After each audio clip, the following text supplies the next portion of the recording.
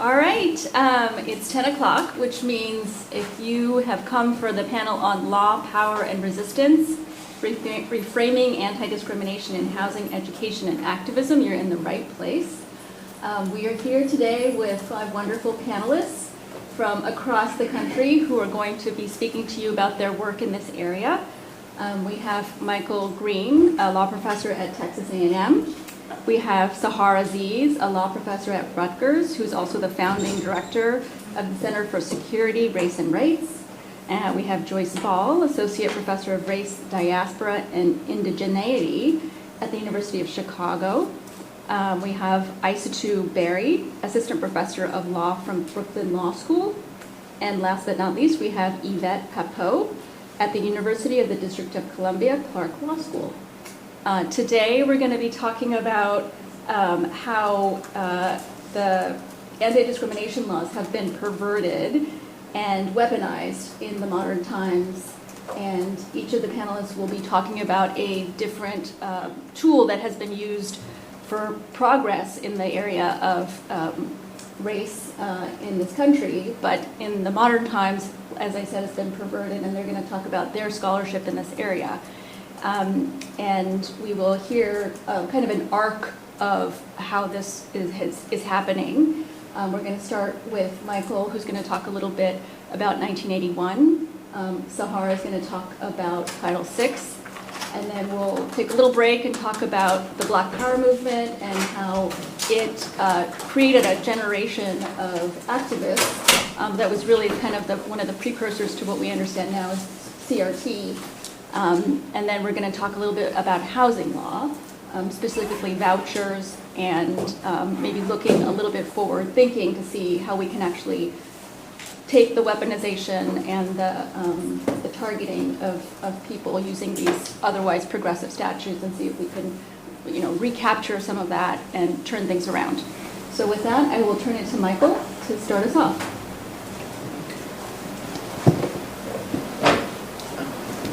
Are you standing up there? Do you need a mic? I don't know if they can hear. If they can hear. Just put it in front of them. All right. So I'm going to try and not use all my time and save maybe for a few questions before we move over, but my timekeeper will let me know. So my name is Michael Graham at Texas A&M. So I come to you from the great state of Texas, where these issues are not really a problem.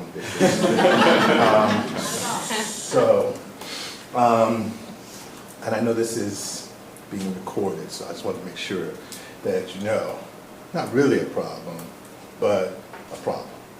So if we think about all these anti-DEI tactics that are in place in terms of diversity, equity, and inclusion that are going on, in many ways, a lot of these tactics turn civil rights activism on its head.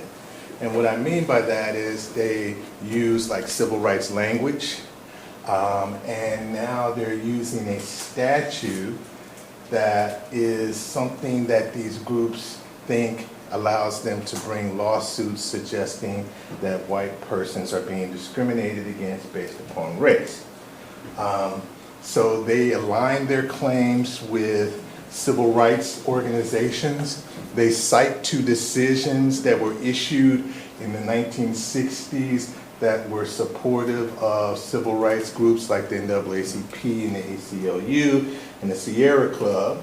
And now they go into court seeking federal injunctions. Seeking federal injunctions, and they do this based upon a statute created in 1866. A statute that was intended shortly after the Civil War ended to address problems for emancipated slaves. So a clearly remedial statute aimed to protect issues for emancipated slaves. Yet that's the statute that these white individuals are using to assert discrimination based upon race in their anti-DEI claims. The Reconstruction Congress felt it was necessary after the 13th Amendment abolishing slavery that they needed to also have a law in place that would protect these emancipated slaves in terms of contracting and purchasing property, given that the Ku Klux Klan was in great power and creating many problems. So, if we think about Section 1981 then, let's talk about the actual language of the statute that becomes an issue here. And I've tried to highlight the parts of the statute that suggest that it really was not intended to address claims by white citizens. If you accept at the time that before slavery that black persons weren't even counted 100% in terms of the Constitution, now you've abolished slavery and they're passing a statute in 1866 to address the rights of these citizens. The thinking is that the statute is there to protect rights for those who had been subject to involuntary servitude so that they would have the same right. So the same right means rights that already existed for white citizens. And in fact, they even say near the bottom of this, as is enjoyed by white citizens.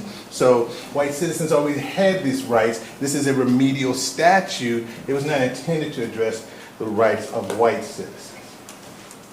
But we have now the Supreme Court in its 2023 decision involving Harvard and University of North Carolina, which is affirmative action decision regarding admissions at colleges. Should not really have anything to do with Section 1981. But now with these anti-DEI lawsuits, they are referring to this, this decision as a source for their right to pursue these anti-DEI lawsuits. And they filed a number of claims against various organizations, all seeking to obtain injunctions and really as political tools to make these organizations reduce or eradicate their policies regarding diversity, equity, and inclusion. They started off suing a lot of law firms that had fellowships, and most of these entities just capitulated and backed down. And when you look at the lawsuits that were filed against a lot of the law firms, they picked major law firms, but they were engaged in forum shopping. So if you look at Morrison Foerster, it's one of the law firms they sued. It's in San Francisco. They didn't sue them in San Francisco. They sued their office that was in a Fifth Circuit, where they could get in front of Fifth Circuit. When they sued Perkins Coie, which is in Seattle, they didn't sue in Seattle. They sued so they could get in the 11th Circuit and one of their offices. And so by using Section 1981, because it's federal law and it allows jurisdiction based upon federal law, they could run right into federal court, bring their lawsuit, make their publicity issues, attack these entities, and kind of force them politically and publicly to renounce their DEI policy. Also, several states have passed anti-DEI laws. I'm in Texas, where certainly that was one of the first states to pass them, states like Florida, and there's many others now that have anti-DEI laws. And they've chilled. They've chilled entities from pursuing DEI practices, even though it's not clear that this violates the law in any way, but they just feel pressured, more politically pressured. There's one case that's out there that's actually quite fascinating that was filed by the Missouri Attorney General. It's not even clear how he has standing, but he says he has standing. He sued Starbucks, and he claims under Section 1981, under Title VII, he's not an employee of Starbucks, but he comes and saying that he has under what he calls parens patriae, which is kind of saying he's in the standing of the shoes of these employees in the state, and that's the argument. And by the way, he is citing a civil rights case that was brought in New York where they tried to address that issue. And so this creates issues as to how businesses may respond. My thesis is that these attacks on DEI, this reverse civil rights strategy that these anti-DEI groups have been pursuing, should be summarily rejected. And it can be, a lot of the cases have been rejected under standing principles.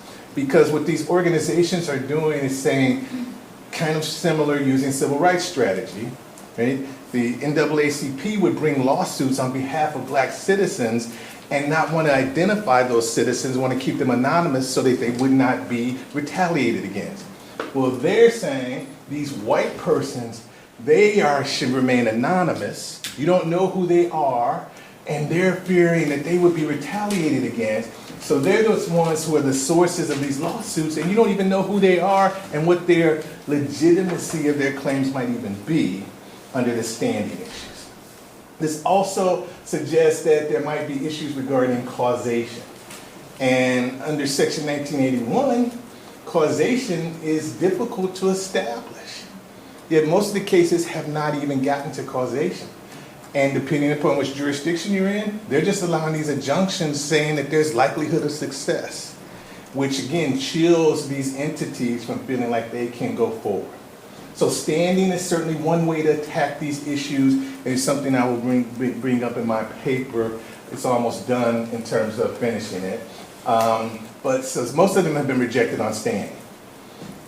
Textualism is really where I want to go with the paper. When I started off by talking about, if you look at the actual statute, the actual text, if you look at it as enjoined by white citizens, the white citizens really are not a protected class under this statute.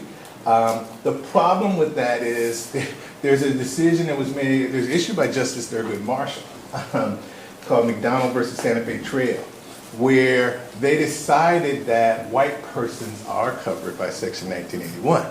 Now, this was done based upon some legislative history, but I'm willing to channel our current Supreme Court and say we should not rely on legislative history. It is the text that controls. And so we should, and Justice Thomas has written a number of decisions saying that very issue and has criticized the court during the time when Justice Marshall was on it as creating a lot of judge-made rules that are not in congruence with the text. So that would be part of my argument, is that we should, and by the way, Justice Thomas also said this year he kind of said something about precedent, that you don't really need to follow precedent. So I'm recommending that they reverse McDonald versus Santa Fe Trail because it's not a textualist case. All right, so if we have textualism, then the other argument after textualism is merits, on the merits. You should lose on the merits. You have to usually prove intent. There's no data out there suggesting that white persons should be a protected class from DEI. No data. There are not a lot of cases. In a case just decided last term, Justice Thomas, in a reverse discrimination case, cited a brief by one of these anti-DEI groups that said that discrimination is rampant in businesses based upon DEI. Discrimination against white persons is rampant. No basis for that, no data. So textualism, the problem with the textualism argument is if I argue textualism, then there will be possibly a due process claim. That how can you have a statute that protects black persons but does not protect white persons? That this might violate the 14th Amendment. And I already have some background as to why Justice Marshall decided to issue McDonald versus Santa Fe Trail the way they did. They were worried that if they didn't protect white persons, that it would be the end of affirmative action in the early 80s, that the court would stop it. So, but I'm willing to channel the current court and focus on text. So the equal protection concerns really deal with, is there compelling remedial interest?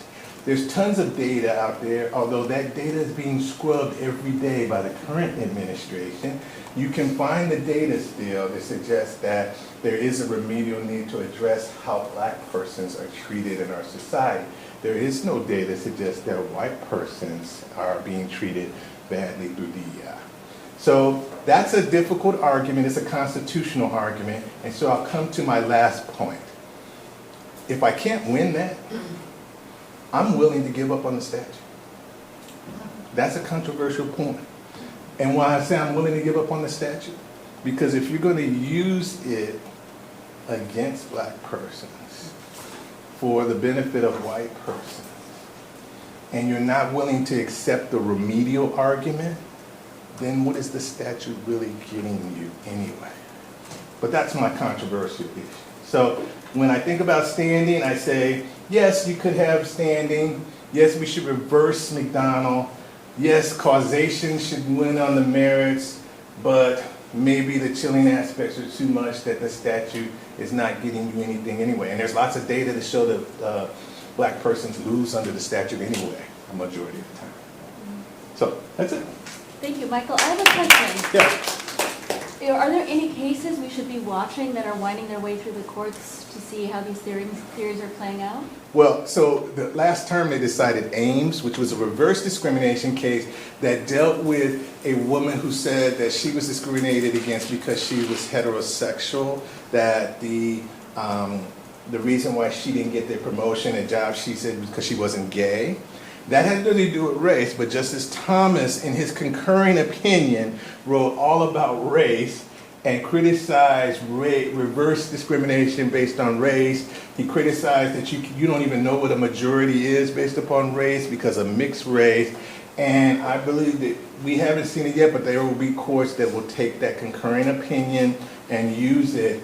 And that's how this could come up. The other thing he said is that he talked about judge-made rules. He doesn't like the Supreme Court's analysis of Title VII, which is based upon a case called McDonnell Douglas. He considers that a judge-made rule, and he said we ought to basically scrap it. So I think there will be cases after that that bring this up where you can get this on all fours in front of the court. Thank you. Sure. So thank you.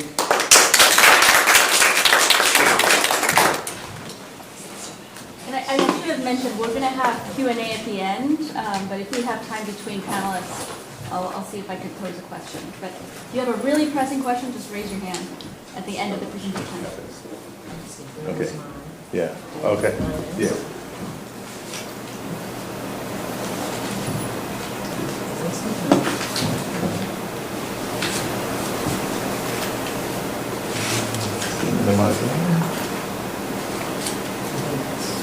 This one? Oops. Yeah. This one. That's yours? Yeah, that's There you go. okay. And you can use this clip. Oh, thank you. All right. Hi, everyone. It's such a pleasure to be here. It's so soul enriching. I feel like finally you feel like an insider for just a nice weekend, a short weekend. So I am, hardship produces scholarship, and the last 2 years have been hard for all of us in different ways. And so I have a bunch of ideas of how I'm going to write about it. And one of them is this concept of essentializing Jews, right? And how that, in fact, is quite anti-Semitic, and that has been the theory of liability in many of these Title VI complaints. So I have kind of 3 key points I want to make. The first, which many of us already know, anti-discrimination law encompasses anti-stereotyping principles, right, that reject essentialization of persons within protected groups as homogeneous or monolithic, whether biologically speaking or even behaviorally speaking. And when applying it to Jews in the United States, which is the locale I'm focused on, they are quite diverse in their views and relationship with Zionism and Israel. They are anti-Zionist Jews, they're non-Zionist Jews, they're pro-Zionist Jews, they're political Zionists, different types of political Zionists, and there's cultural Zionists. And the primary or predominant definition of anti-Semitism, which is the IRA definition, has essentially become the way in which the essentialization of Jews is being codified into law. Right? So this isn't just some political debate or some internal debate within the Jewish American community, but this is now becoming a weapon to violate free speech, to perpetuate anti-Palestinian racism and Islamophobia. And so because it conflates Zionism with Judaism and perpetuates anti-Semitic essentialization of a diverse global religious community as monolithic and homogeneous in its political beliefs, in its religious traditions, and in its relationship with the nation-state of Israel. And it also legalizes anti-Palestinian racism and fuels Islamophobia. Right? So not only does it harm Jews in terms of essentializing them, but it very directly and more kind of obviously harms Palestinians and Muslims. Now, again, this is just a review. We all know the general protected categories. I'm sorry if I missed a few. We also know there are numerous federal statutes that are used to, including Section 1981. And the ones that I'm really focused on that has kind of led me to this project is Title VI and Title VII, but particularly Title VI if you're looking at universities, but also Title VII because people are being investigated or sued for employment discrimination. Now, many people may not know about this executive order, which was issued in the first Trump administration. Title VI, as we all know, does not include religion. It's only race, color, and national origin, and in fact, that's why I wrote the book, The Racial Muslim, because I was trying to understand how can we protect Muslims when religion is not protected in Title VI. However, and Jewish communities have the same problem, as would Hindu communities, as would Buddhist communities, if you're trying to litigate a Title VI claim. So what the established Jewish American organizations successfully did is that they persuaded Donald Trump to issue Executive Order 13899, which pretty explicitly says, right, that the non-legally binding working definition of anti-Semitism by IHRA, the International Holocaust Remembrance Act, is going to be kind of the guiding light of implicitly including anti-Semitism within Title VI. Now, if you look at the definition, it's extremely vague and unhelpful. Anti-Semitism is a certain perception of Jews. What certain perception? Which may be expressed as hatred toward Jews. Rhetorical and physical manifestations of anti-Semitism are directed toward Jewish or non-Jewish individuals and or their property, toward Jewish community institutions and religious facilities. The main problem I have is this certain perception. Like, what does that mean? Well, the IHRA definition says, well, we'll tell you what it means. We'll give you 7 examples that are non-exhaustive, 7 of which are specifically citing Israel, which means that it is conflating, right, Israel with anti-Semitism. And again, this executive order says that while Title VI does not cover discrimination based on religion, individuals who face discrimination on the basis of race, color, or national origin do not lose protection under Title VI for also being a member of a group that shares common religious practices. Now, the good news is that means that Muslims can do that too, and Hindus can do that. There's no executive order, however, for that. But you could argue, well, if it applies to Jews on anti-Semitism, why wouldn't it apply to Muslims or Hindus or other groups? And it also states Title VI against prohibited forms of discrimination rooted in anti-Semitism as vigorously as against all other forms of discrimination. And again, there is no executive order for Islamophobia or other religious minorities. But this has really been the legal tool that has at least made it a priority in the executive branch. And Biden, it is still in place. Biden did not repeal it, and it is still an applicable law. So here are 4 of the most problematic definitions, or examples of anti-Semitism. So when you have this really vague certain perceptions of Jews, you're looking for what's some guidance, and then you've got these 4 examples out of 11. Some of the examples out of the 11 are non-problematic. I think most of us would agree. The problem is that these 4. First, denying the Jewish people right to their self-determination by claiming that the existence of the state of Israel is a racist endeavor. Well, if you're Palestinian, guess what? As a matter of fact, the existence of the state of Israel is a racist endeavor against you. And so to not be able to say that without being legally prosecuted or sued for anti-Semitism is to deny Palestinians equal rights. Applying double standards by requiring of it a behavior not expected or demanded of any other democratic nation. Well, there's no similar rule for Iran, for Saudi Arabia, for Afghanistan, for India. Drawing comparisons of contemporary Israeli policy to that of the Nazis. Well, we're witnessing a genocide. It is completely legitimate to analyze Germany in the 1930s, in the 1940s, with Israel today or in the last 10 or 20 years. How did we get to where we were?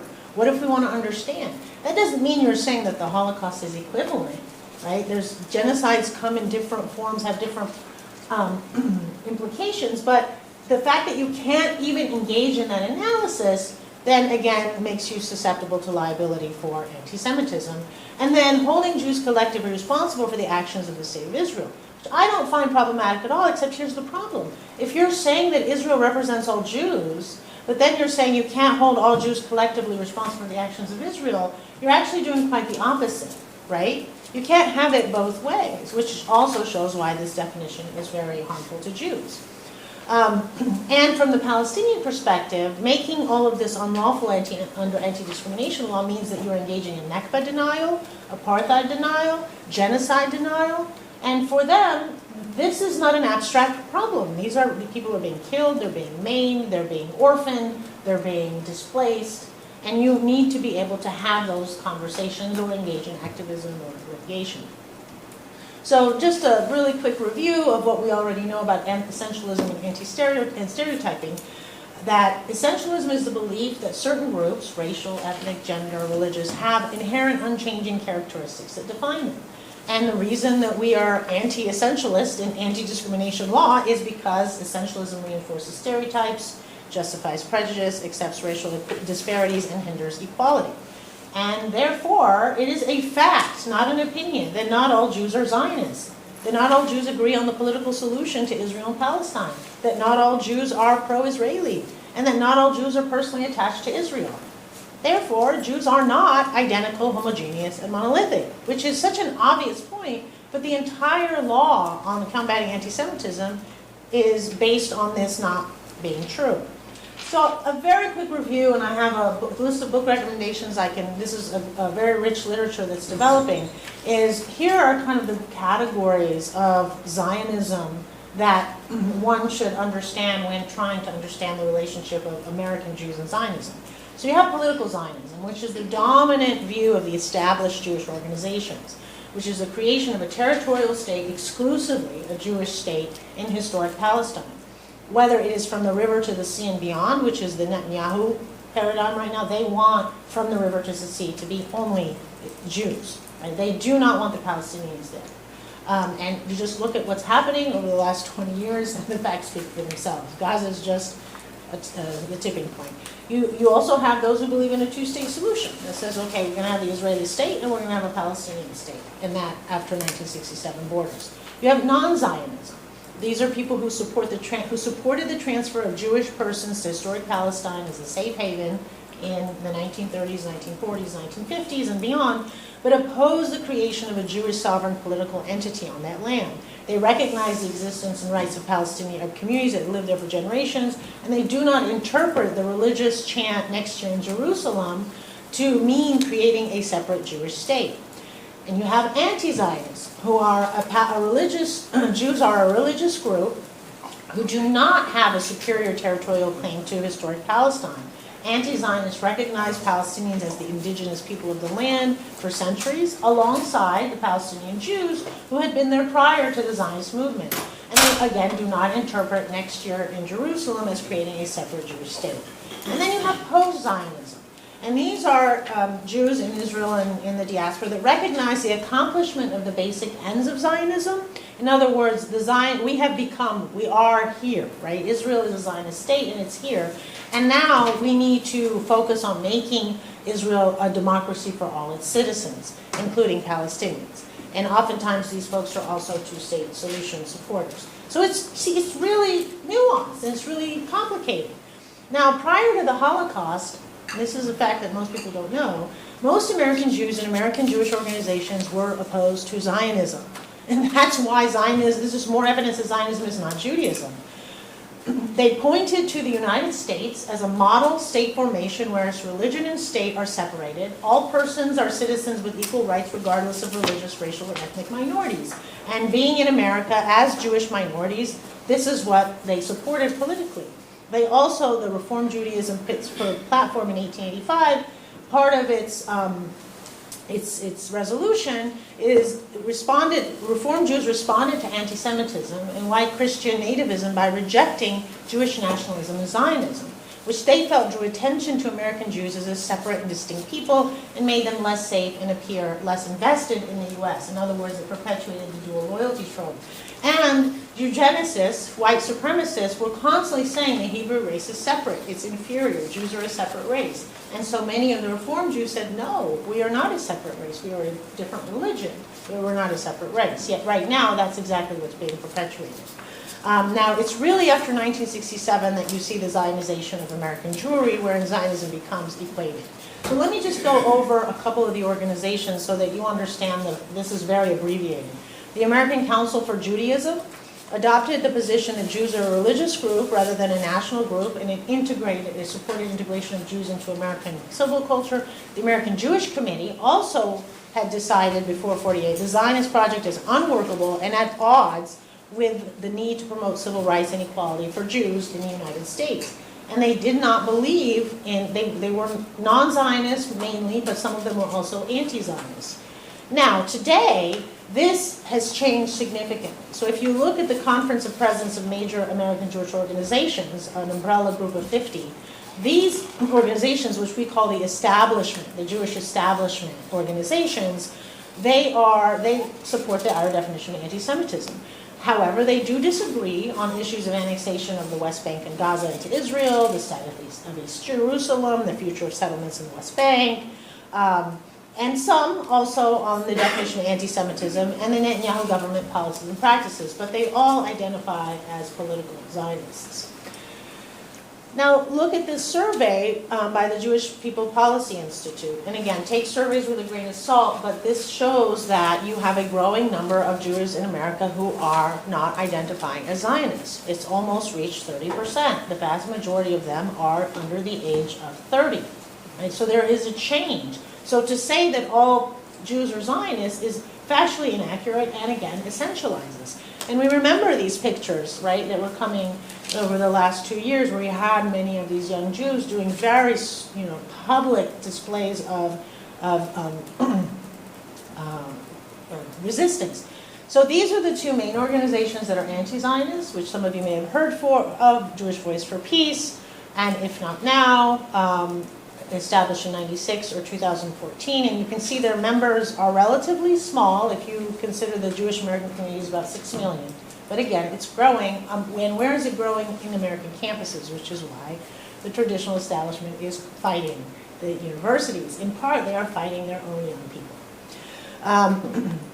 And I just wanted a few quotes that I think are really resonant.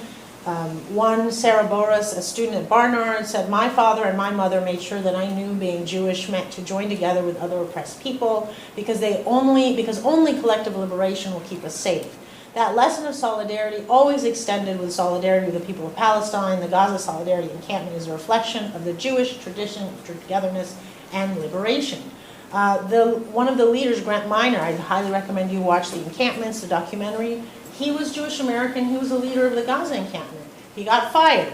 Jewish American anthropologist Maura Finkelstein, she got fired from Muhlenberg College. So there's a lot of Jews who have been persecuted based on combating or in the name of combating anti-Semitism.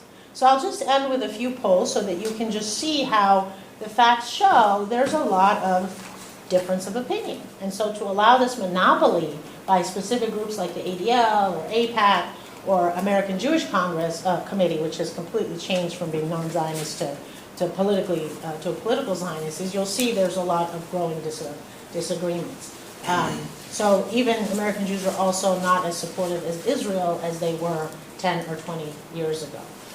So I will just finally end with this because this is essentially the legal harm, right? There are very real harmful consequences of erroneously conflating Zionism and Israel Judaism.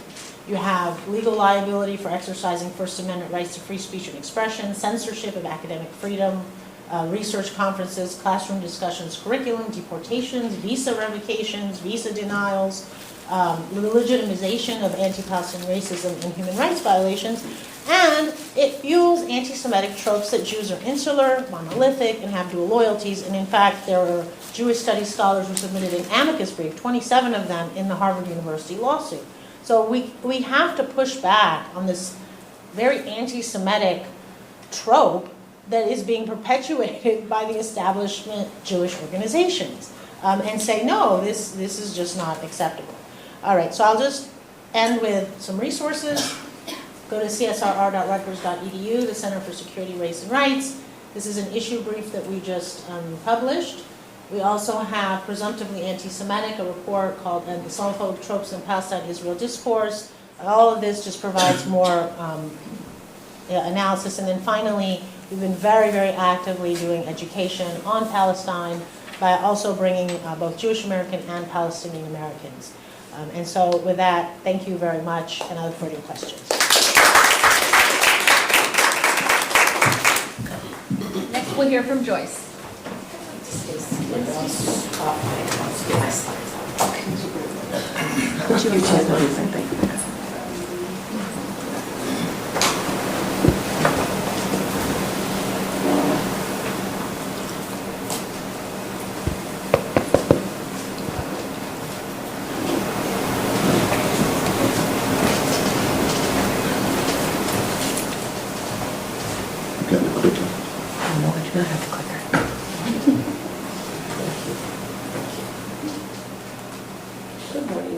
Thank you all for being here.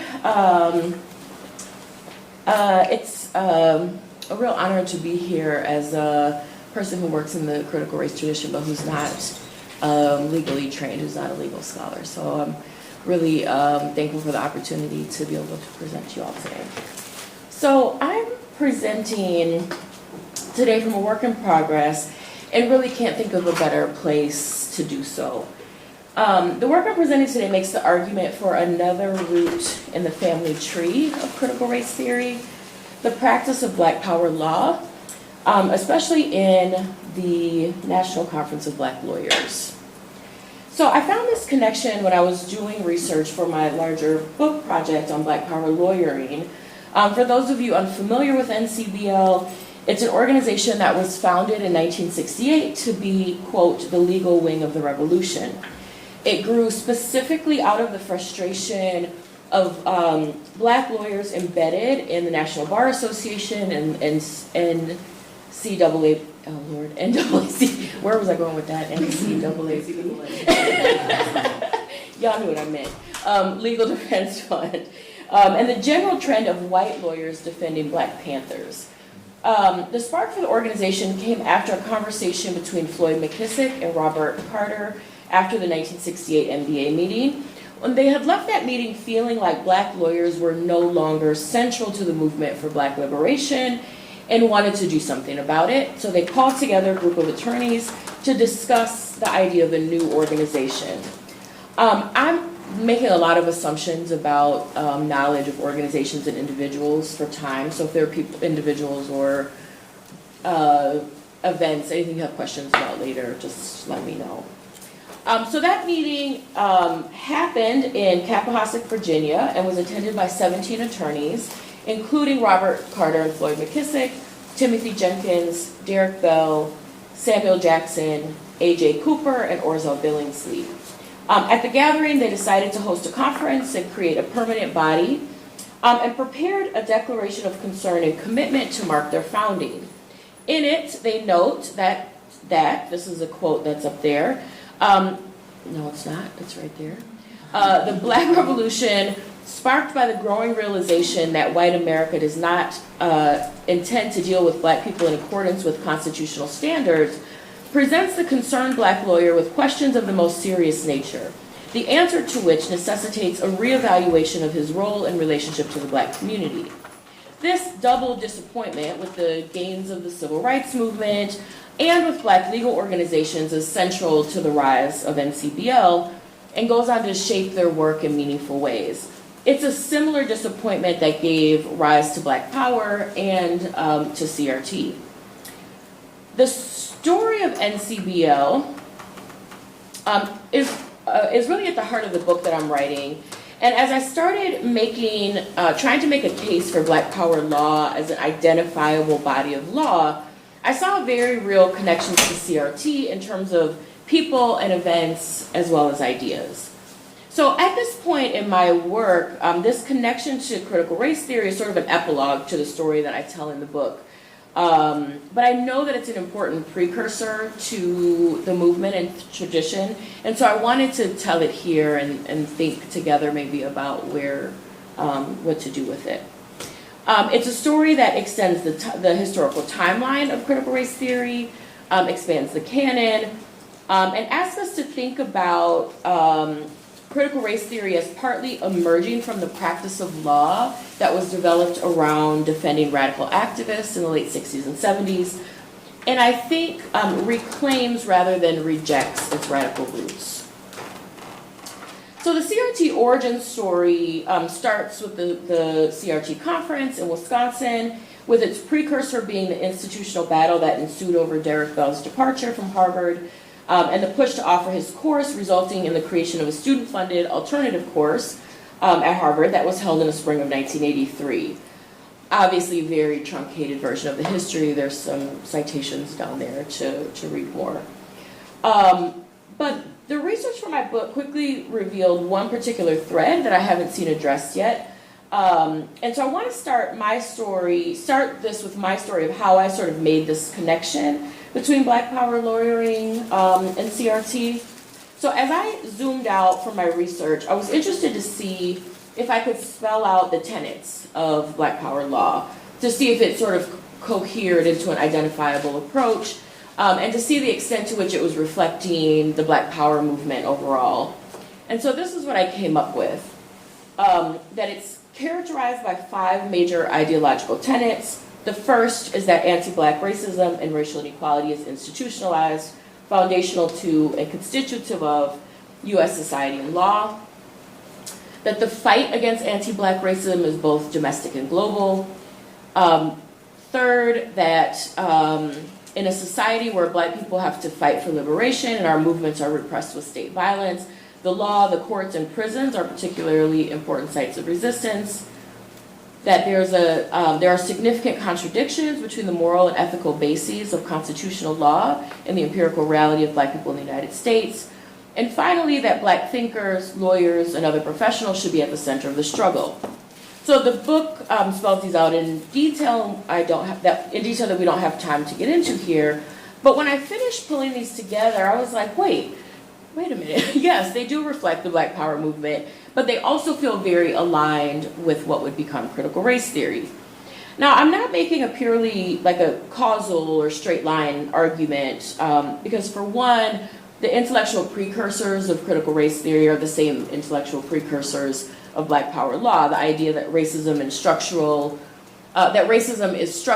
or institutionalized wasn't born with critical race theory or the practice of law to defend Black radical activists. But it's difficult to ignore the connection when you add to this the involvement of the same people in setting down the ideas that would become CRT. So I became intrigued with those threads and want to sort of pull on some of them for you here with some examples. So the most obvious point of connection is Derek Bell's involvement. He was both a founder of NCBL and one of the foundational thinkers in the tradition. In the same way that his fingerprint is all over CRT, it's also on NCBL. I wish that I had time to talk through Bell's work with NCBL, but I'm just going to make this connection and move on to a thinker whose work is referenced less. So Haywood Burns was a graduate of Harvard College, Yale law class of 1966. He was Constance Baker Motley's first law clerk, served as assistant counsel for LDF from 1967 to 1969, where he was general counsel for King's Poor People's Movement, and became the first national director of NCBL in 1970. During that time, he coordinated the defense for the Attica defendants and formed a part of Angela Davis's defense. He fought against apartheid, helping to draft the interim constitution, and passed away tragically at 55 years old in South Africa while he was attending a conference on democracy and international law. He also taught in the alternative course. That's an important part of the history of CRT. I want to focus in on one piece of writing by Haywood Burns. It was published in the New York Times Magazine and was reprinted in multiple places and became a central think piece in NCBL under Burns's leadership. It was titled, "Can a Black Man Get a Fair Trial in This Country?" In it, he points to the racism of U.S. law and courts and illustrates that from Black arrival in the U.S., the law was used to oppress Black people. And I'm reading from the article, "For so much of the past, the law, rather than being a tool for expanding liberty, has been an implement for constricting, downgrading, and narrowing the possibilities for Blacks. It was the law which institutionalized American chattel slavery. It was the law which provided the onerous slave codes to govern in oppressive detail the lives of millions of Blacks until their emancipation, and which returned to perform the same function through the notorious Black codes after emancipation. It was with the law that the architects of segregation built a Jim Crow society, which is still intact a decade and a half after Brown versus the Board of Education, and more than a century after the Emancipation Proclamation." So excerpts from this piece would go on to appear in numerous NCBL publications, speeches, briefs, and it captured this central element of Black power legal philosophy, that the law was used across time and in a multitude of ways to oppress Black people, and that this was indeed the will of the white majority. So just one little piece about Derek Bell after all. When Burns sent the piece to Derek Bell for comment, he sent back detailed feedback and ended by commenting on the fact that Burns had opened the piece with a quote from then Yale President Kingman Brewster, doubting the possibility of a fair trial for the Black Panthers in New Haven. So this is from Bell's letter responding to Burns. He says, "This last comment is perhaps militant harping, but I, on a rereading of that article, am somewhat disturbed by the Kingman Brewster quotation at the beginning of the article. It's no doubt true that statements about the injustice of the legal system to Black people lack legitimacy as far as most Americans are concerned until they're stated by whites. Perhaps I would feel better if you also quoted early in the article statements by Blacks, Du Bois, Malcolm X, Cleaver, to the same effect, and indicate how the nation ignored the Black statements but took some notice and offense when a leading white individual said the same thing."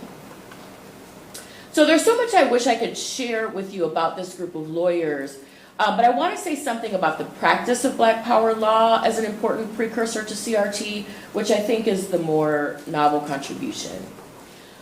So one idea I'm working through is about the merging of social science on race and legal theory in the defense of radical activists that is connected or seems connected to how scholars use many of the same ideas, kind of social science ideas about institutionalized racism, to develop CRT frameworks. So one of the things I write about is courtroom and trial practice of the NCBL lawyers and how they use social science.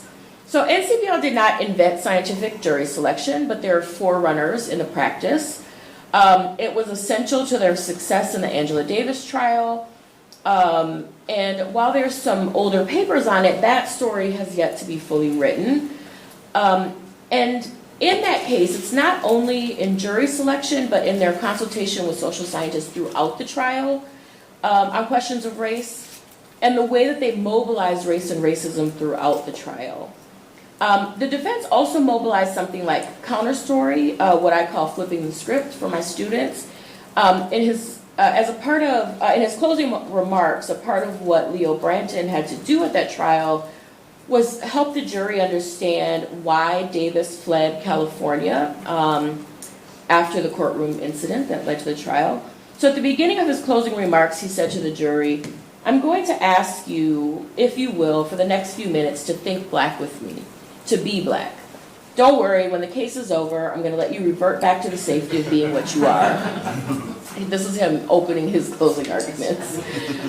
"You only have to be Black and think Black for the minutes that it will take me to express to you what it means to be Black in this country." He goes on to offer this incisive history lesson, connecting the case to the Fugitive Slave Act, and then explaining her flight, he argued, "It was the reasonable thing to do to leave the state if you look through the eyes of a Black person. No Black person in the world would question why she fled. They would only wonder why she let herself get caught." So I have a paper on some of the courtroom resistance strategies and the citations there. I'd also be happy to send it to people. So I want to end with this. In their introduction to the key writings that form the movement, the authors write about the importance of Bell's inclusion of the famous Black Power salute at the Olympics in his casebook. They write that the image suggested a link between his work and the Black Power movement that most of us really identified with. In that really identified with is a sort of admission that there was some fear of expressing that. So to continue, most of us really identified with, whose political insights and aspirations went far beyond what could be articulated in the reigning language of the legal profession and the legal studies we were pursuing. They continue, quote, although we could not then fully articulate the nature and basis of this connection, we were able to recognize that Derek Bell's position within legal study bore a family resemblance to the oppositional stance that Smith and Carlos had taken in Mexico City. So my argument is that this oppositional stance runs deep and has a tendril of roots in the Black Power movement and the practice of law that developed around the defense of Black radicals. Yet, some CRT scholars have replied to conservative attacks saying it's not even that radical, has been this kind of response. For example, Martinez and Smith, whose book is great, by the way, their book, The Origins of Critical Race Theory, highlight Bell's Christianity and military service as a way of responding to critics that say that critical race theory is un-American. And other accounts do the same implicitly. I think that this is part respectability politics and part self-preservation. And while I deeply feel the need to insulate ourselves now when our livelihoods are on the line, I worry that distancing critical race theory from radical movements then and now limits our relevance in the very movements that feed the oppositional consciousness that created the movement. And it limits us intellectually if we don't seriously consider the kinds of ideas coming from the most radical movements. Distancing ourselves from our radical roots is not the thing that will save us. Thanks.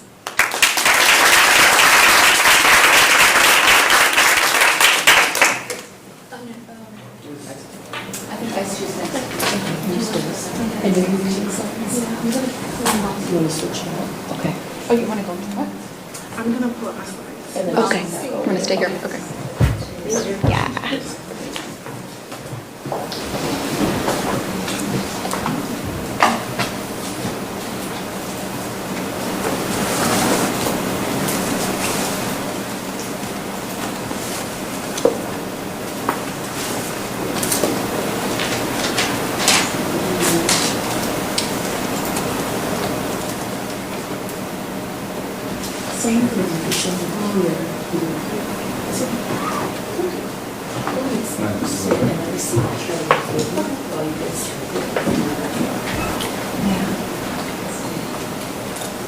Oh, I see. Yeah. Okay. No worries. Did you write in Adobe? Or? Yeah. So how do you do? Well, maybe go to the mouse. I can just, you'll go here, so that's fine. Okay, so how do you have it full Oh, screen? sorry, full screen. Full screen. There's a clicker. Is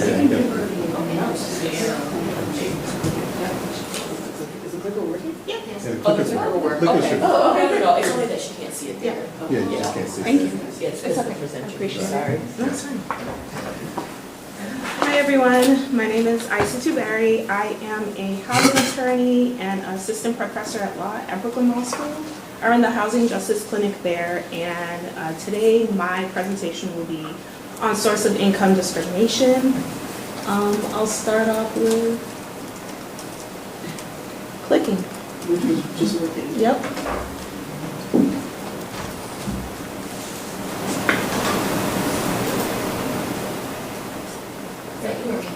It worked out. Okay. Yeah. It's working now. Yeah. So what is source of income discrimination? It's discrimination based off of a lawful source of income. It's practiced by landlords, owners, and real estate brokers. They refuse to rent to current or prospective tenants seeking to pay for their housing with housing assistance vouchers, subsidies, or any type of public assistance. Landlords also engage in that type of discrimination by publishing any types of ads that say Section 8 plus work or no Section 8. So you might see that. That is source of income discrimination. Lawful source of income includes many kinds of subsidies, federal, state, or local subsidies, but the most familiar one is Section 8. So my argument for my paper is that source of income discrimination should immediately trigger a federal housing discrimination claim because of the nexus that exists between poverty and the protected identities of voucher holders. Voucher holders cannot disentangle their identities from their voucher status. This results in an intersectional discrimination that draws from stereotypes that involve race, gender, nationality, sexual orientation, and other devalued identities. Understanding that context is pivotal to using the fair housing laws to protect housing stability for low-income and poor tenants. So the title of my article is Discrimination by Any Other Name. It replicates a version of Shakespeare's Romeo and Juliet. Summarized, the quote is, "A rose by any other name would smell as sweet." And while teenagers can be dramatic, the underlying tenet of that remains true here too, right? So source of income discrimination is defined as discrimination against voucher holders, but it's not race neutral. It does not invoke, it does invoke ableism and stereotypes against disabled individuals. And thinking about source of income discrimination in a critical race theory lens hardens the harmful impact of the discrimination in the same way courts recognize the harmful impact of racial and disability discrimination in housing, or the way that they used to, right? Cool. So I'll now go through a brief recognition of the history of fair housing laws, speaking about housing discrimination as it currently is, and then make an argument for why source of income discrimination should be recognized as a federal fair housing discrimination claim. So that acknowledgement begins with the history, which is squarely anti-Black, right? So the National Association of Real Estate Boards created some laws in the early 1920s that negatively impacted a lot of Black individuals who post-emancipation were just attempting to live somewhere, right? So the evolution of fair housing laws has consistently narrowed in on protecting different identities most vulnerable to housing discrimination. More recently, however, it's missed the mark on source of income discrimination. And I believe that that's not only because of the current administration, but it's also because there's a discomfort with talking about poverty when it relates to racial capitalism and the predatory nature of that. So the National Association of the Real Estate Boards developed and disseminated a model race restrictive covenant in 1927. Please excuse the language here. The language says that there is a restriction that no part of said premises shall in any manner be used or occupied directly or indirectly by any Negro or Negroes, provided that this restriction shall not prevent the occupation during the period of their employment of janitors or chauffeurs, quarters in the basement or in a barn or garage in the rear, or of servants' quarters by Negro janitors, chauffeurs, or house servants, respectively, actually employed as such for service in and about the premises by the rightful owner or occupant of said premises. Now, I say all of this because they say no Black people unless they are doing all of these things of service, right? And so it really is important to take in the entirety of the race restrictive covenant, right? And it's about the ownership and occupation of Black individuals in homes, in properties. So this race restrictive covenant was published in 1927. But let's say there were brokers back then or real estate agents back then who were like, no, I have morals. I'm not going to apply this race restrictive covenant to the home that I'm trying to broker. Oh, sorry. There's also the racist code of ethics, right? This code of ethics was enacted in 1924. It said a realtor should never be instrumental in introducing into a neighborhood a character of property or occupancy, members of any race or nationality, or individuals whose presence will clearly be detrimental to property values in the neighborhood. So the General Counsel for the NAREB sent out this model licensing agreement with this code of ethics to the different states. Now, the states didn't have to take on this code of ethics. That was optional. However, 32 states adopted this agreement. And I think this goes back to the capitulation that Michael was speaking about before with the law firms. This is a lazy version of that capitulation. They wanted a code of ethics, so they matched up with what the NAREB drafted, despite the fact that it was racist.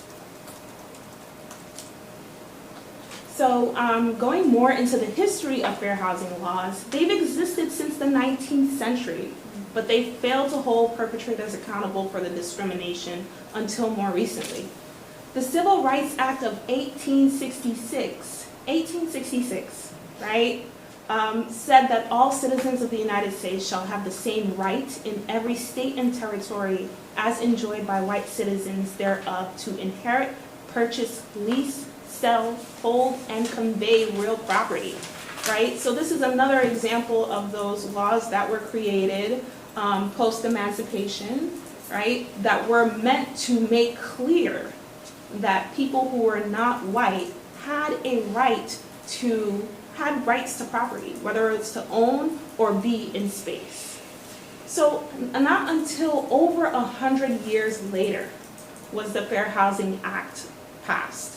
That actually coincides in 1968 with the Black Power lawyers' creation and founding, right? So that year was an important year in the movement, right? But it was also enacted 1 week after the assassination of Dr. Martin Luther King Jr.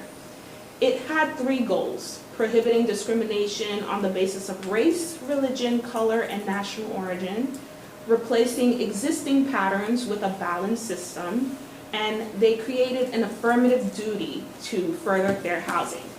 So that passed in 1968, and it was familiar for the Fair Housing Act to have amendments. In 1974, sex discrimination was added, and in 1988, there was a prohibition against housing discrimination based on disability and familial status. It removed a cap that there was on damages, and it expanded the role of the Department of Justice and HUD. So the amendments in 1974 and 1988 were a recognition of the shift in housing discrimination and that effect on vulnerable populations. So my argument is that that shift should continue, and we should recognize what's going on with housing discrimination today. So while fair housing laws have created safeguards for some in its evolution, the racism that it spurred into existence has also evolved, right? So race restrictive covenants are no longer enforceable, but racial capitalism has played an outsized role in relegating poor Black tenants to undesirable housing. In the article, Racial Capitalism in Civil Courts by Brito and others, racial capitalism is defined as a disproportionate exploitation of the group of racialized people that relies on racist systems to accumulate capital. It describes the process of racial commodification as one that stamps out the human element of people's lives and replaces them with monetary values by translating harms and remedies into monetary terms. In the housing context, while a poor consumer can buy less food, cheaper clothes, no electronics, right? The same can't be said for housing, which is a need that cannot be ignored, and it's less flexible than other goods. So let's talk a little bit about the current manifestations of housing discrimination. Yes, there have been great improvements. However, racial capitalism has come in and created a whole lot of tenant screening, income limits, credit score checks as barriers to renting. It's limited the positive impact of fair housing laws through the exploitation of economic disparity that stems from other forms of discrimination and inequity, right? So the Biden administration was planning on addressing the issue, but never got around to it. But I don't mean that to say that facetiously. It's also because there's a lack of interest convergence, right? But the real estate lobby actively protested against source of income discrimination, right? So there was kind of a deconstruction of the reconstruction of fair housing laws, and that's what's going on right now. I went on the HUD website and it was absolutely disgusting.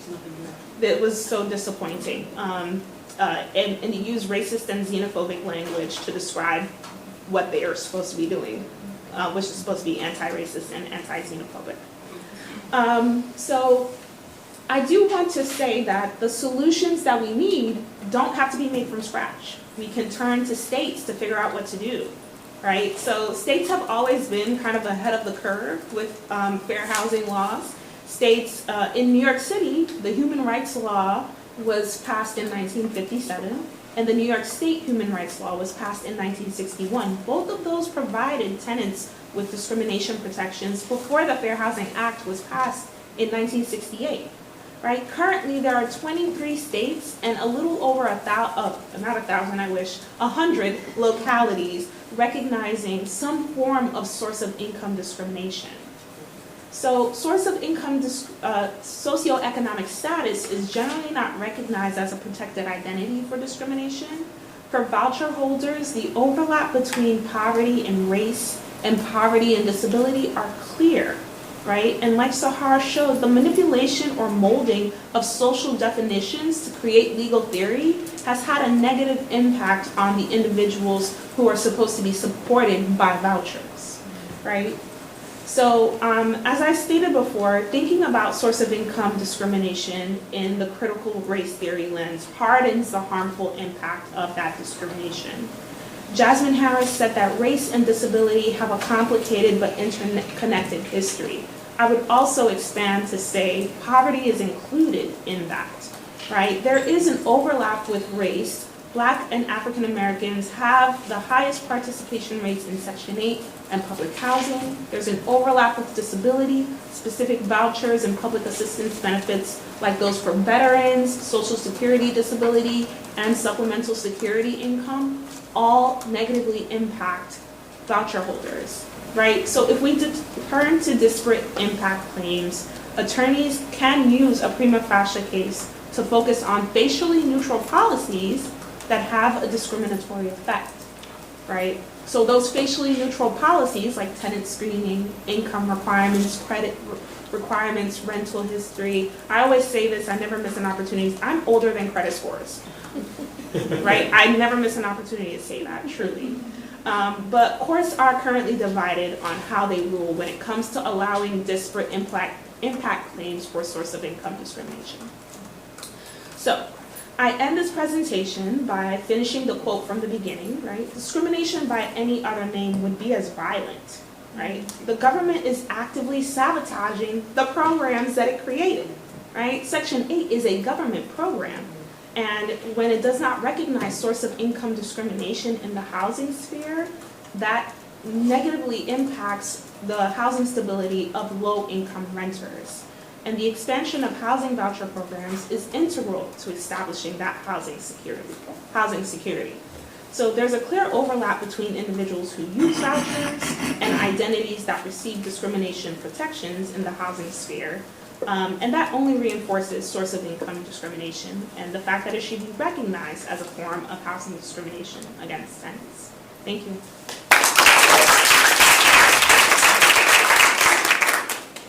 So this is why I love that we are doing this and that we are here, because I just realized that I need to cite your paper. I'm talking about how source of income discrimination, but particularly, I'm trying to close my line. But I am focusing on Black women, as I normally do in my work. And so I'm glad that you went before me, and thank you to our moderator who knew about how this would go, and you laid the groundwork for what source of income discrimination is. And really, I wanted to focus on looking at the FHA, the language, using an intersectional lens. And I make this argument, which is a follow-up argument from my previous paper, which criticizes the shortcomings of Title VII, in that the language is too restrictive, right? Particularly the word "or" that is used between the categories that are protected.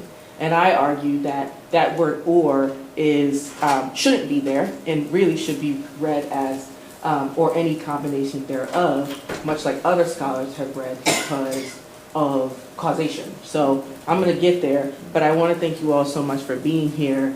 And this paper is written, it's been submitted, it's going to be resubmitted. But now, I'm glad that it's going to be resubmitted because I have someone to cite for this, right? So while ICIT focuses on poverty, I focus on the intersectionality between race and sex. And I also focus on the, what I call subcategories of class and disability. And it's really important to note that the FHA in particular has more categories than other anti-discrimination statutes do, right? Familial status is part of that, which is not part of, for instance, Title VII. And so this issue of source of income discrimination is obviously really important because she and I have never really spoken. And somehow she's writing about this issue, and I am as well. And I think it's because it's one of the most persistent and pretty invisible gaps that fair housing laws, federal fair housing laws, kind of has right now. And the argument is about how Black women are at the center of all of this. Because if we look at who is being really affected by source of income discrimination, it's Black women. And I want to sort of start with a story about Katrina Hare, who is a Maryland resident. She's a 60-year-old Black disabled woman who applied for an apartment. And she receives a housing voucher through the Section 8 program, and the voucher covered about 90% of what the rent would have been. And I'm sorry to do this to y'all, but you got to do a little bit of math, so just stick with me here. But the rent for the apartment was $1,590, right? And her voucher was going to cover $1,464 of that. And so what really was left over for her to cover was $126, right? Her total monthly income was about $2,300. So she can cover 126 like 5 times. I don't do math, so if it's 5, I don't know. But the policy of the landlord required 2.5 times rent of income, and that would be close to $4,000, $3,975. So she's clearly very shy of what she was required to pay, and she was denied, right? Because the landlord didn't care that she had a voucher. They only cared about these, facially neutral minimum income requirements here. And so what does she do? She sues. Thankfully, she sues. But she loses. She actually loses because the trial court decided that the landlord's policy applied equally to everyone. And so there was no way that would have been discrimination. And in fact, said that had they considered her source of income in making an exception, that would be discrimination, which is crazy to me, right? And so the sort of question I want to pose today is, what does the ability to pay, because that's what these minimum income requirements are for, mean when a guaranteed federal subsidy doesn't count, right? And why does our law still treat this as race neutral or gender neutral when we know who is really impacted by it? So let's think about who is really impacted by it. I mean, numbers don't lie. And so to sort of understand the scope of the problem, we are going to look at who are the voucher holders in America. And nationwide, 77% of households using housing vouchers are led by women. and more than 65% of all voucher users are Black or Hispanic. Just put the two together. Women, Black women, right? And in DC, where I teach, over 90% of voucher households are Black and 81% are female-headed. So if we are looking just plainly at the numbers, when a landlord refuses to rent to someone with a voucher, they are refusing to rent to a Black woman. That's what the numbers say. And this is a modern form of segregation that's sort of dressed up as this economic policy. And so I like that Isatu went before me because she's focusing particularly on poverty, but I'm making the sort of bigger point that it's not just poverty, right? This is not just economics, because the response would be that, oh, this is, it's economic. Let's figure out some other statute to use it for. But no, it's actually racial, it's sexist, it's all of the things that the Fair Housing Act is meant to protect against. So when we're talking about source of income discrimination, we're not really talking about an isolated class. Like source of income discrimination, we are talking about Black women, we are talking about Black mothers, we're talking about caregivers and essential workers who are being systematically shut out of housing opportunities because they want to pay using a legitimate housing voucher that is issued by the same government that's telling them you have no protection under federal law because source of income is not a protected category. I argue that we don't need source of income as a protected category, because if we read and interpret the FHA using an intersectional lens, then Black women are already covered. Race is already there, sex is already there, and to Isatu's point, class is also there. Familial status is also there. So if we're talking about poor Black mothers, all of those categories are already existing under existing law. And to be honest with you, I don't trust Congress for shit. Like, I don't trust them to do anything. They haven't been doing anything for I don't know how long. And so for me to propose that Congress sort of amend and the FHA, we're never going to get there. And in fact, scholars have pointed out that in the last 3 decades, that's been what is being advocated for, that Congress adds source of income, much like these states have added source of income to their anti-discrimination laws. But knowing and seeing that right now, for sure, Congress isn't doing anything because the government is shut down. But they were never going to do anything anyways. And so how do we sort of work around this lack of interest in actually furthering anti-discrimination? Well, I say that we look to what the language actually says, right? So to Michael's point about textualism, which I'm going to get to, textualism is usually, seen as a sort of not great for progressives to make any promises. But I think knowing what the language says and knowing how the FHA is usually construed, right now it's construed as a single axis model of discrimination, right? So they're looking at one protected trait at a time. They're either looking at race or sex or disability, but not the way that they combine to create or produce these distinct forms of harm. And so what that does is form or force plaintiffs like Ms. Hare to fracture their experiences. Like, am I being discriminated against because I'm Black? Or am I being discriminated against because I'm a woman, but not as a Black woman, which we know is the reason she's being discriminated against. And that's the same logic that the 8th Circuit used in Reframing when it rejected Black women's Title VII claims and argued that combining race and sex would create this super remedy, right? And that reasoning still echoes today in housing cases and how they are adjudicated. So how does intersectionality help us? Well, it helps us see the whole picture, right? And we all know that our fave, Professor Kimberly Crenshaw, coined this term that sort of challenges exactly the kind of thinking that the 8th Circuit was advancing in Reframing. And it reminds us that discrimination doesn't happen along a single axis. We know that. And that it converges and compounds. And the metaphor that Crenshaw uses about the traffic intersection, right, that discrimination can come from multiple directions, where we're talking about race, gender, disability, class. And when those streams collide, people like Black women are hit from all sides. And Title VII jurisprudence has advanced, right, and has eventually recognized this in different circuits, particularly the Fifth Circuit in Jeffries versus Harris County.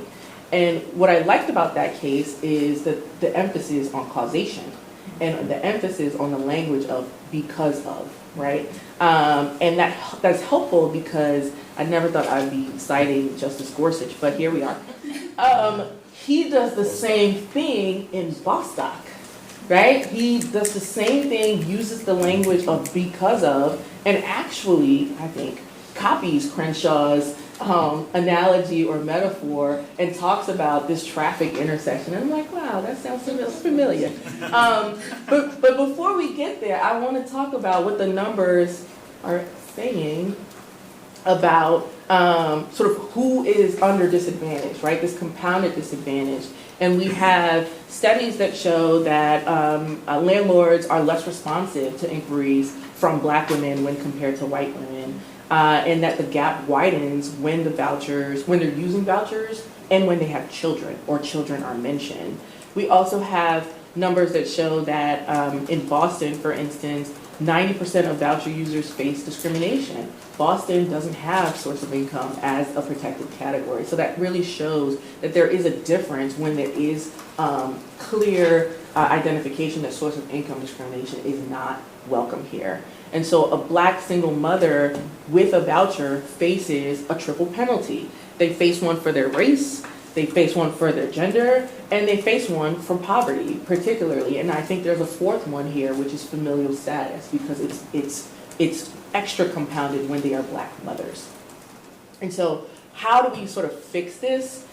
As I said, we don't need Congress to be all up in here. They're not going to do anything about it. But I argue that the courts already have the tools to fix it, right? We have the language of the statute, and we first need to sort of recognize that because of race or sex includes both. And the word or in the statute doesn't mean only one at a time, right? And this is building on my previous arguments. It means that if a person is denied housing because of either or both traits, then it is per se unlawful. And then the second argument is that we need to use disparate impact, right? We need to use disparate impact to focus on the outcomes rather than the intent. And as far as I know, it is intact under Supreme Court law. Now, we all know that there's an executive order that is attempting to erase that. And then the third thing is borrowing from Bostock, where Justice Gorsuch holds that when multiple but-for causes contribute to discrimination, each is actionable. And this sort of took me back to my torts professor hat, right? Of multiple sufficient causes. Like, we can do two things at once. We don't have to look at it separately. And I think that logic fits perfectly with intersectionality. And so even though Bostock is more about employment rights and LGBTQ, it also shows us or gives us language about how we can interpret that because of language that is also present under the FHA. And so the political backdrop matters in this, obviously, right? And so in April 2025, I call him Cheeto Face. Cheeto Face issued an executive order that scaled back disparate impact enforcement in civil rights law, and that move has already sort of chilled HUD investigations, and we've seen the impacts of that. But as IC2 mentioned, there are 22 states and the District of Columbia that have source of income protections in their Fair Housing Acts. Their Fair Housing statutes. And the statute under which Ms. Hare sued is actually one of them. It's called the Maryland Home Act. And then, of course, great state of California has gone further and passed, just last year, the first law in the nation that codifies intersectionality in housing and employment discrimination. So I say all that to say, even when there's federal waiver, the states are always going to show us the way to go, and they are proving that intersectionality can be operationalized in law. And so what I want to close with is that we know that source of income discrimination is not just about economics as much as the framing is on the income piece. It's really about how race, gender, and class converge to sort of keep certain people, particularly Black women, locked out of stable housing and full participation in their communities. And if we look at the Fair Housing Act using an intersectional lens, then we're not doing anything that's really radical, because the point of the Fair Housing Act is to make housing fair for everybody. So.